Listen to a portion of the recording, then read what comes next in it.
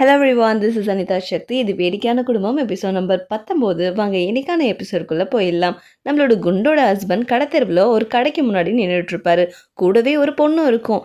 இந்த பணத்தையே என் பொண்டாட்டிக்கிட்ட இருந்து தெரியாம பாதுகாக்க எவ்வளோ கஷ்டப்பட்டேன்னு தெரியுமா? கடை எப்போ தான் ஸ்டார்ட் பண்ண போகிறோம்? இந்த பணம் எல்லாம் எந்த மூளைக்கு பொருந்தும்? இதெல்லாம் பத்தவே பத்தாது. இது பத்தாதுன்னா இதுக்கு மேலே என்னால் ஒன்றும் பண்ண முடியாது. நீ கொஞ்சம் புரிஞ்சுக்கோயேன். நீ வீட்டோட மாப்பிள்ளையா இருக்கிறதுக்கு நானா காரணம்? பிஸ்னஸ் ஆரம்பிக்கணும்னு ஆசை மட்டும் இருந்தால் போதுமா என்ன அப்படின்னு சொல்லி அந்த பொண்ணு கேட்டுட்ருப்பா. ஒரு பக்கம் நம்மளோட வேலைக்காரி ஒரு கடைக்காரங்கிட்ட பேரம் பேசிட்டு இருப்பா. அதே தெருவில் நின்றுட்டு இருந்து, கடை ஆரம்பிக்கிறது ஒன்றும் லேசப்பட்ட காரியம் இல்லை, நிறைய காசு செலவாகும். சாரி மேடம், நீங்கள் கேட்குற காசுக்கு கட்டுப்படி ஆகாது. சரி விடு போ அப்படின்னு சொல்லிட்டு அந்த லேடி திரும்பும் போது இங்கே இருக்கிற வீட்டோட மாப்பிள்ளையை பார்த்துருவா. இவன் இங்கே என்ன பண்ணிட்டு இருக்கான்னு சொல்லி யோசிச்சுட்டு இருக்கும் போது ஒரு வண்டி கிராஸ் ஆகும். அதுக்குள்ளே அவர் மாயமாக மறைஞ்சு போயிடுவார். என்ன இவன் கொஞ்ச நேரத்தில் காணாமல் போயிட்டான் அப்படின்னு சொல்லி தேடி பார்த்துட்டு வீட்டுக்கும் வந்துடுவாங்க. அந்த இடத்துல 2 பேரும் மீட் பண்ணுவாங்க. ஏ ஜியோ, எங்கே போயிட்டு இருக்கிற? எங்கே வாங்கின இதெல்லாம்? நீ என்ன எடுத்துகிட்டு போகிற? பாட்டிக்கு என் ஊட்டம்மா கொடுக்க சொன்னா. ஆமாம், உன் கையில் என்னது? ஏன் இப்படி நாய் சொல்லு ஊத்துற மாதிரி பார்க்குற? நான் ஒன்று எடுத்து டேஸ்ட் பண்ணட்டா அப்படின்னு சொல்லி பேசிட்டு இருக்கிறத அவங்க பொண்டாடி பார்த்துட்டு, என்னடா அங்கே பண்ணிட்டு இருக்க? என்ன வேலை விட்டேன்? ஒன்றும் இல்லை டியர், இதோ இப்போ கொடுத்துட்றேன். ஆமாம், காலையில் ஒரு கடையில் ஒரு பொண்ணோட பார்த்தனே, அங்கே என்ன பண்ணிட்டு இருந்த? எது பொண்ணோடையா? என்னையா வாய்ப்பு இல்லையே. பொய் சொல்லாத. டியர் வந்துட்டேன். கூப்பிடாத பொண்டாட்டி கூட்டதா சொல்லி இதை பாட்டிட்டு கொடுத்துரு அப்படின்னு சொல்லிட்டு அவர் தப்பிச்சு ஓடிடுவார். ஓடுறியா? இவ்வளோ கம்மி ரேட்டுக்கு வேறு எங்கேயும் கிடைக்காது மேடம்.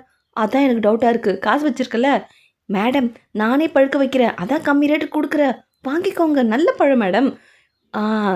நேற்று சொன்னதுக்கு மறுத்தல்ல, இன்னைக்கு இங்கே தானே இருக்க, உன்னை கையும் காலமாக பிடிக்கிறேன் பாரு அப்படின்னு சொல்லிட்டு இருப்பா இந்த வெள்ளைக்கார பொண்ணும்.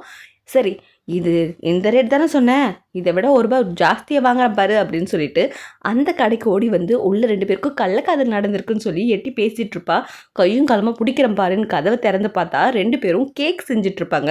நீ ஐயோ பார்த்துட்டாலே, என்ன பண்ணிட்டு இருக்கீங்க 2 பேரும்? நம்ம வேற எதுவும் நினச்சோம். நீ யாரு அப்படின்னு சொல்லிட்டு செஞ்ச கேக்கு நம்மளோட வேலைக்காரி கொடுக்க அவள் சாப்பிட்டு பார்த்து, செம்ம டேஸ்ட்டாக இருக்குது. இந்த கடையை ஓப்பன் பண்ணதான் இவ்வளோ கஷ்டப்படுறன்ற விஷயத்த தெரிஞ்சதும், அப்படின்னா இந்த விஷயம் பொண்டாட்டிக்கிட்ட சொல்லாமல் இருக்கணும்னா எனக்கு மாதம் 30% கொடுக்கணும். எது கொடுக்க முடியாதுன்னா இரு நான் பேசிக்கிறேன், நான் பார்த்துக்கிறேன். இங்கே பேர் 30% எவ்வளோன்னு தெரியும் இல்லை உனக்கு? நீ கொடுக்கலன்னா உன் பொண்டாட்டிக்கிட்டையும் உன் பாட்டிக்கிட்டையும் சொல்லிடுற. உனக்கு தான் பாட்டி மாதம் சம்பளம் தராங்களே, ஏன் பொழப்பு எதுக்கு கெடுக்கிற? எது என்ன வேலைக்காரினே முடிவு பண்ணிட்டியா நீ? பின்ன நீ வேலைக்காரி இல்லாமல் பின்ன அங்கே என்ன செஞ்சுட்டு இருக்க? அதை வாங்கிட்டு சொல்லணும்னு அவசியம் இல்லை. இப்போ இவளுக்கு என்னவா? இப்போ போறலாம் அடிச்சு மண்டை உடைக்கவா? இரு இங்க பாரு, இவளை கூட்டு சேர்த்துக்கிட்டேன்னா என்னோட 40% கொடுக்க மாட்டேன், உன்னோட 60% வேணா கொடுத்துக்கோ. ஐயோ, அப்படி 30 அவளை கொடுத்துட்டா எனக்கு 30. நீ முதலாளி, நான் தொழிலாளி. ஒரு பக்கம் ஜிங்க் கடைக்கு வந்து உனக்காக இந்த ஃப்ளவர் கொண்டு வந்திருக்கேன், நல்ல வாசனையாக இருக்கும், இது நான் வேணா டேபிள் மேலே வைக்கவா அப்படின்னு சொல்லி கேட்டுட்ருப்பா. உடனே நம்ம ஃப்ரெண்டும் அந்த பூவை பற்றி எக்ஸ்பிளைன் பண்ணிவிட்டு 2 பேரும் வழிஞ்சிட்ருப்பாங்க. இதை பார்த்து நம்மளோட ஃப்ரெண்டு கடுப்பாய் போய் இங்கே என்ன நடக்குது அப்படின்னு சொல்லி வருவார். இங்கே 2 பேரும் என்ன பண்ணிகிட்ருக்கீங்க? அது வந்து இந்த பூவை பற்றி நான் இந்த பூவைக்கிட்ட சொல்லிகிட்ருக்கேன் அப்படின்ற மாதிரி சொல்லிகிட்ருக்கேன். இந்த கன்றாவியெல்லாம் நான் கேட்க வரல, என்னால் சத்தியமாக இதெல்லாம் பார்க்க முடியல. கஸ்டமர் வந்திருக்காங்க, போ. நீங்கள் எங்கே இருங்க. எதை தொட்டு பேசுகிறான்? என்ன நடக்குது இதுங்களுக்குள்ள? வாங்க அப்படின்னு சொல்லி கஸ்டமரை கூட்டு போய் காமிச்சிட்டு இருக்கும் போது நம்மளோட ஜிங்க் அவரை சைட் அடிச்சுட்டு இருக்கிறத பார்த்து இவர் ரொம்ப கடுப்பாய் போய், நீ என்ன பண்ணிட்டு இருக்க? அவனை பார்க்காத, இப்பவும் கெட்டு போயில. ஒரே ஒரு கேஸ் இவன் மேலே கொடு, இவன் கதையை முடிச்சிடலாம்.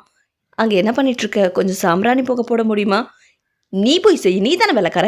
நான் செய்கிறேன். எது இவ செய்கிறாளா? இங்கே என்ன நடக்குது? எனக்காக எல்லாத்தையும் செய்ய தயாராக இருக்காளா அப்படின்ற மாதிரி ஃப்ரெண்டு ஆச்சரியமாக பார்க்க அவங்க அந்த சாம்பிரானிலே ஹார்ட் போட்டு காமிப்பாங்க. இதுங்களுக்குள்ளே எது நடக்குது? ஏதோ நடக்குது.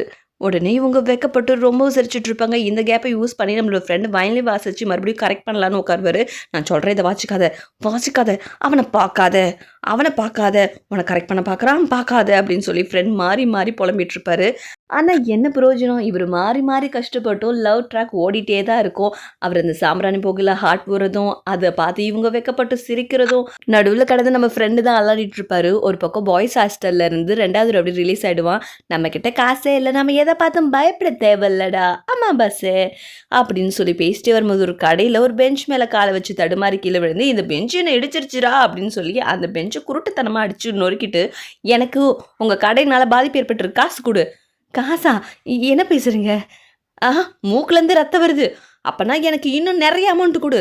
குடுமி லூசாடா நீ பெஞ்ச் அடிச்சதுக்கெல்லாம் காம்போசிஷன் கேட்குற பைத்தியக்கார நாய யார என்ன பைத்தியக்கார நாயின்றாவ ஐயோ இருங்க இருங்க இருங்க டேய் இப்போ போறீங்களா அடிச்சு மண்டையை உடைக்கவா யோ கொஞ்சம் இருங்கய்யா இப்போ மட்டும் காசு கொடுக்கல இப்போ பாரு என் நடிப்பை இங்கே எனக்கு நியாயம் வேணும் எனக்கு நியாயம் வேணும் நாங்கள் ரிப்போர்ட் பண்ண போகிறோம் ஐயோ எனக்கும் நியாயம் வேணும் நானும் ஆமாம் எனக்கும் நியாயம் வேணும் அப்படின்னு சொல்லி ரெண்டு தரப்பும் கலாட்டா பண்ணி கோர்ட்டுக்கே வந்து நின்றுவாங்க இவன் தான் என்கிட்ட பிரச்சனை பண்ணுறான் இவன் தான் என் மூக்கில் ரத்தம் வர வச்சான் அதுக்கு நானாடா காரணம் நீ விழுந்து ஏயோ இது மீன் மார்க்கெட் இல்லையா கத்தாதீங்க உன்னோட மொல்ல மாதிரி தானால எனக்கு தெரியும் நேற்று தானே ரிலீஸ் ஆனேன் சரி ரெண்டு பக்கம் பேரும் இழப்பு இருக்கு கேஸே வேணாம் கிளம்புங்க அது எப்படி முடியும் அவன் என்கிட்ட நஷ்டடு கேட்குறான் பாதிப்பு எனக்கு தானே போசே இது ஜிங் குடும்பத்தோட ஆளு பார்த்து ஓ நீ ஷென்ஷனோட ஹஸ்பண்ட் ஜிங் குடும்பத்தை சேர்ந்தவன் தானே உங்ககிட்ட நிறைய பணம் இருக்கு அப்புறம் எதுக்கு இந்த கேக் கடை ஓ சுயமரியாதையாக இருக்கணும்னு நினைக்கிற இங்கே பாருப்பா உன் மேலே தான் கேஸ் இருக்கு நீ மறுபடியும் பாஷா சொல் கிளம்பு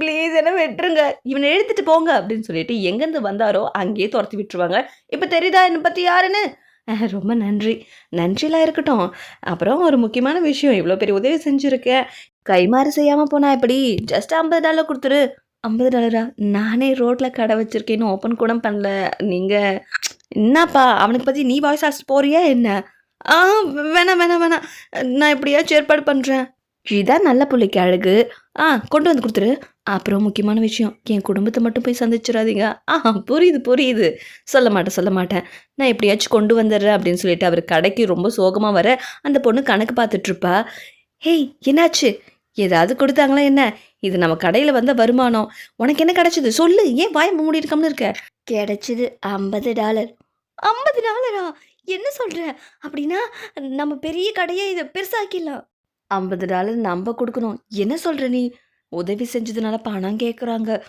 உனக்கு உதவி செஞ்சா அதுக்கு நான் என்ன பண்ண முடியும் நம்ம பக்கம் தானே நியாயம் இருக்குது ப்ளீஸ் இதெல்லாம் அவன்கிட்ட பேச முடியாது என் குடும்பத்திட்ட போய் உண்மையை சொல்லிடுவேன்னு பயமுறுத்துறான் அவன் சொன்னான் நான் என்ன பண்ண முடியும் இதெல்லாம் என்னால் கொடுக்க முடியாது உன் பிரச்சனை நீ எப்படியாவது பார்த்துக்க இந்த பணத்து மேலெல்லாம் கை வைக்கிற வேலை வச்சுக்காத ப்ளீஸ் போன்னு சொல்லிட்டேன் சரி ஒரு பக்கம் ஜியோ வீட்டில் ஒரு ஃபுட்டை வச்சு நல்லா கொமுக்குன்னு கொமிக்கிட்டு இருக்கிறத பார்த்த ஒரு வேலைக்காரி நீங்கள் என்ன இப்படி திங்குறீங்க அப்படின்னு சொல்லி கேட்டுருவா இது ஏவாயி ஏன் சோறு நான் திங்கிற உனக்கு என்னடா மூடிக்கிட்டு போடி அப்படின்னு சொல்லி திட்டி அனுப்பிச்சி விட்ருவா நான் பார்த்துட்டேனே யார் அது எங்கேருந்து குரல் வருதுன்னு சொல்லி திரும்பி பார்த்தா நம்மளோட வீட்டோட மாப்பிள்ளை ஹாய் ஜியோ நானும் வந்து கலந்துக்கவா ஜியோ எனக்கு கொஞ்சம் பணம் தேவைப்படுது ப்ளீஸ் கொஞ்சம் கூட அப்படின்னு சொல்லி அவர் பிரச்சனையை சொல்லி கேட்க என்கிட்ட இல்லையேப்பா ப்ளீஸ் இந்த விஷயம் என் பொண்டாட்டிக்கும் பாட்டிக்கு தெரிஞ்சிடவே கூடாது ரொம்ப இம்பார்ட்டன்ட் ப்ளீஸ் எப்படியாச்சும் ஏற்பாடு பண்ணேன் சரி விடு நான் வாங்கி தந்துடுறேன் $50 தானே உன்னால் முடியுமா முடியும் எனக்கு நிறைய பேர் தெரியும் இந்த பக்கம் அந்த வீட்டோட மாப்பிள்ளை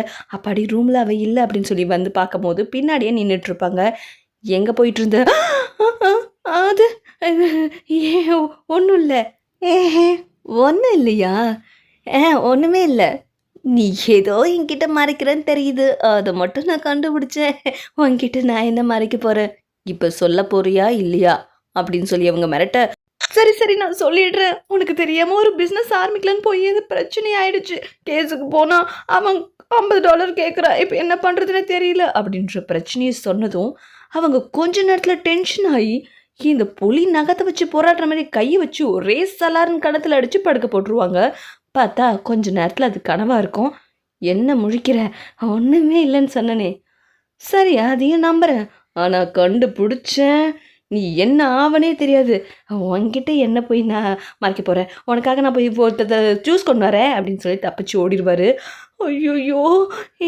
இந்த மாதிரி கத்தியில் நடக்கிற பொழப்பு எத்தனை நாளைக்குன்னு தெரியலையே ஒரு பக்கம் ஜிங்க்கும் ஃப்ரெண்டும் சரக்கு அடிச்சுட்ருப்பாங்க அப்போ நம்ம ஜிங்க்கு ஃப்ரெண்டுக்கு ஒரு கிஃப்ட் கொடுப்பா அந்த பவுலருக்கு ரொம்ப பிடிச்சிருக்கும் இது எவ்வளோன்னு சொல்லி கேட்க இது உனக்கு பிடிக்கும் தான் வாங்கிட்டு வந்தேன் ப்ளீஸ் சொல்லே ஒரு ஆர்வம் தானே சரி சொல்கிறேன் $10 ஏன் என்னாச்சு உண்மையை சொல்லு இல்லை சரி நீ கேட்குறதுனால சொல்கிறேன் $10 இது ஒர்த்தே கிடையாது அப்படின்னு உண்மையை போட்டு உடச்சிருவாரு இதை கேட்டோன்னே அவங்க அப்செட் ஆகிடுவாங்க கோச்சிக்காது நான் இதுக்கு கோச்சிக்கணும் அப்படியெல்லாம் ஒன்றும் கிடையாது நான் இது நீ வச்சுக்கணும்னு ஃபோர்ஸ் பண்ணலை இது கொடுத்துரு இல்லை நான் சும்மா சொன்னேன் இது எனக்கு பிடிச்சிருக்கு நான் வச்சுக்கிறேன் கொடுன்னு சொன்னேன் இல்லை நான் வச்சுக்கிறேன் அப்படின்னு சொல்லி 2 பேரும் போட்டு உடச்சிருவாங்க ஐயோ நான் வேணும்னு பண்ணல பாத்தியா இப்போ கூட ஒன்று அவன் கொடுமைப்படுத்தினால ஏய் நான் சொல்கிறது கேளு அப்படின்றதுக்குள்ளே அவங்க கோச்சிட்டு போயிடுவாங்க பாத்தியா நான் ஜெயிச்சிட்டேன் அப்படின்னு சொல்லி நம்மளோட வெய் வெறுப்பேற்றிட்டு இருப்பான் ஒரு பக்கம் நம்ம ஜியோ அவங்க வேலைக்காரியெல்லாம் சந்திச்சு, இங்கே பாருங்கள் நீங்களும் ஒரு பிஸ்னஸ் மேன் ஆகிடலாம், கொஞ்சம் கொஞ்சம் காசு கொடுத்தா உங்களுக்கும் ஒரு சொந்த பிஸ்னஸ் கிடைக்கும் அப்படின்னு சொல்லி பிரைன் வாஷ் பண்ணிட்டு இருப்பாங்க. நீங்கள் சம்பாதிக்கிற போக மிச்ச காசு தின்னுட்டு தூங்கித்தானே இருக்கீங்க, அதை கொடுத்தா என்னவா அப்படின்னு சொல்லி கேட்டுட்டு இருக்கும்போது எந்த ரியாக்ஷனும் யார்கிட்ட இருந்து வராது. அப்போ கடைசி வரைக்கும் இது மாதிரி வேலைக்காரியாகவே இருந்து செத்து போங்க அப்படின்னு சொன்ன உடனே, இல்லை என்னோட $5 நான் கொடுக்குறேன், உங்கள் யாருக்கும் மனசு வரலையா, நீங்கள் யாரும் பிஸ்னஸ் விமன் ஆக விரும்பலையா, நான் ஆக விரும்புகிறேன், கடை மட்டும் பெருசாச்சுன்னா நீயும் அதில் ஒரு முதலாளி தான் அப்படின்னு சொன்னது கேட்டு எல்லா பொண்ணும் நானும் கொடுக்குறேன்னு கொடுக்க ஆரம்பிச்சிருவாங்க. மொத்தம் $50 வந்து சேர்ந்துரும். இவ்வளோ சீக்கிரமா? எனக்கு தான் பெரிய பெரிய ஆளை தெரியும்ல, ரொம்ப நன்றி. கேட்கல, என்ன சொன்ன? ரொம்ப நன்றின்னு சொன்னேன். நீயா சொல்கிற? பரவாயில்ல, இருக்கட்டும், நானும் இதில் ஒரு ஆள் தானே. இந்த ஷாப்பை இப்படியே நிறுத்தக்கூடாது, நிறைய கஸ்டமரை வர வைக்கணும், கடையை பெருசாக்கணும். என்ன பார்த்துட்ருக்க, இது நம்ம கடை தானே. நான் குறைஞ்ச ஏஜில் இவ்வளோ பெரிய கடைக்கு முதலாளி ஆவன்னு நினச்சி கூட பார்க்கல. எது முதலாளியா? காசு கொடுத்தா உடனே முதலாளியா? இது நல்ல வேடிக்கையாக இருக்கே. நீ ஜஸ்ட் ஹெல்ப் தான் பண்ணியிருக்கே, நீ ஒன்றும் பார்ட்னர்ஷிப்பில் வரல. அப்படின்னா என்கிட்ட எதுக்கு காசு கேட்டீங்க? நான் நினச்சா உங்களை கொலாப்ஸ் பண்ணிடுவேன். முடிஞ்சா செஞ்சு பாருடி. நீ காசு கொடுத்தன்றதுக்காகலாம் உனக்கு அடிமையாக முடியாது. அப்போ நான் என் காசு திருப்பி கொடு. அமைதியாக இருங்க. ஒரு பக்கம் உடஞ்ச அந்த பவுலை சரி பண்ணி வச்சுட்டு ஃபீல் பண்ணிட்டு இருப்பாரு. என்ன பண்ணிட்டு இருக்கிறீங்க? நீ என்ன பண்ணாலும் உனக்கு ஒன்றும் நடக்க போகிறது இல்லை, நீ இப்படியே உட்காந்துட்டு இருக்க வேண்டிதான் அப்படின்னு சொல்லிட்டு இருக்கும் போதே நம்ம ஜிங்க் வந்துடுவா. ஜிங்கை பார்த்து ஷாக் ஆகி, நான் காலையில் பண்ணது தப்பு தான், என்னை மன்னிச்சிரு அப்படின்னு சொல்லி மன்னிப்பு கேட்டுட்ருப்பாரு. நான் உன்னோட ஃபீலிங்ஸை உடைச்சிருக்கக்கூடாது, சாரி, நான் ஒட்டிட்டேன் பாரு அப்படின்னு சொல்லி கொடுப்பாரு. எனக்கு ஒரே ஒரு சான்ஸ் கொடுங்க, என்னை மன்னிப்பியா அப்படின்னு சொல்லி கேட்டுட்டு இருக்கும் போது, மன்னிக்கிற விதமாக என்னோடய ரூமுக்கு வரியா, அங்கே நிறைய பொருள் உடஞ்சிருக்கு, ஒட்டணும். கண்டிப்பாக ஒட்டி தரேன். என்ன நடக்குது இங்கே? அப்போ நம்ம தான் கோமாளியாக நிற்கிறோமா? ஒட்ட போகிறானா? எதை? இவங்களுக்குள்ளே என்னதான் நடக்குது? எனக்கு எதுவும் புரியலை. ஜிங்கு, நீ ஏம்மா இதெல்லாம் பண்ணுற? வா நம்ம போகலாம் அப்படின்னு சொல்லி இவர் நிற்கிறதே பொருட்படுத்தாமல் கிளம்பிடுவாங்க. இதை பார்த்தா இவருக்கு பெரிய ஏமாற்றமாக இருக்கும். அப்படின்னா நடுவில் நான் தான் கோமாளியா? இதுங்க ரெண்டும் ஒன்று சேர்ந்துருச்சா? சீட்டிங், இதுங்க ரெண்டும் ஃப்ராடுங்க அப்படின்னு சொல்லி மழையில் நின்று கத்திட்டு இருப்பாரு. அதோட இந்த எபிசோட் முடியுது. அடுத்த எபிசோடில் மீண்டும் சந்திக்கிறேன். நன்றி, வணக்கம். K smiling, Tata.